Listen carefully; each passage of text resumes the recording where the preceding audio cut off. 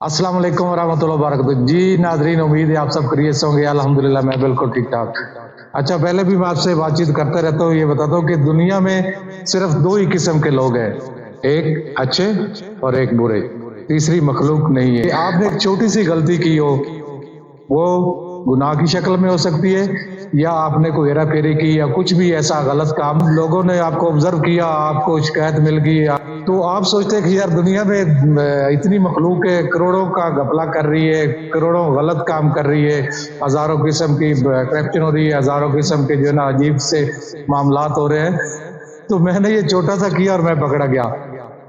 ये वाला जो है मखलूक जो जल्दी पकड़ी जाती है, वो दुनिया की खुशकिस्मत तरीन मखलूक है। मतलब आपने गलती की और आप जल्दी ऑब्जर्व हो गए और आप जल्दी पकड़े गए, और आपको कोई पूछने वाला है जिसने आपसे पूछा है कि ये आपने गलत काम क्यों किया, तो आप दुनिया के खुशकिस्मत तरीन इंसान हैं। अल्लाह ताला आप पे राजी है कि आपकी छोटी सी गलती, अल्लाह ताला ने कहा नहीं, इसको, ये बंदा मेरा है, इसको गलती नहीं करने देना। वो लोगों के सामने ही, और लोगों ने आपको बता दिया कि आपने ये गलत काम किया।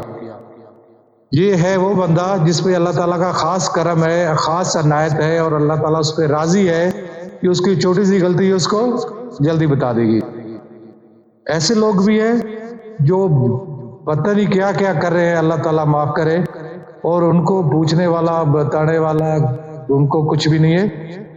ये वो लोग हैं आखिरी हद तक कि जिनके दिल स्याह हो चुके हैं, जिनके ऊपर सुम्मन बुकमन ओमजन फामला जर्जुन वाली आयत पक्की फिट आती है कि उनको कोई पूछने वाला नहीं है। अल्लाह ताला भी नाराज है कि उनके दिल गुनाह कर करके स्याह हो चुके हैं, और अब उनके दिलों के ऊपर स्टैंप लग गई है, मोहर लग चुकी है। अब जो है वो चांस नहीं है।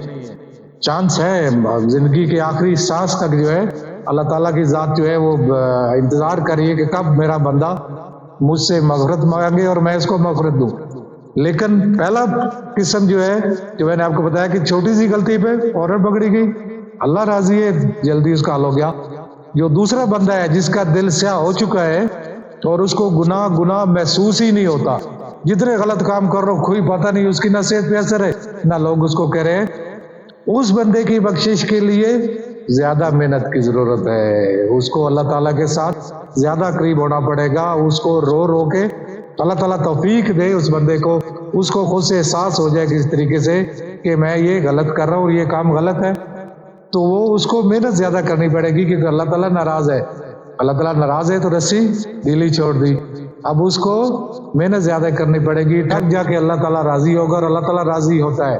अल्लाह ताला जो हम गलत काम करते हैं, अल्लाह ताला तो इस इंसान में था कि मेरा बंदा कब जो है वो सीधे रास्ते पे आए और मैं इसकी बख्शिश करूँ, इसको जन्नत में दाखिल करूँ।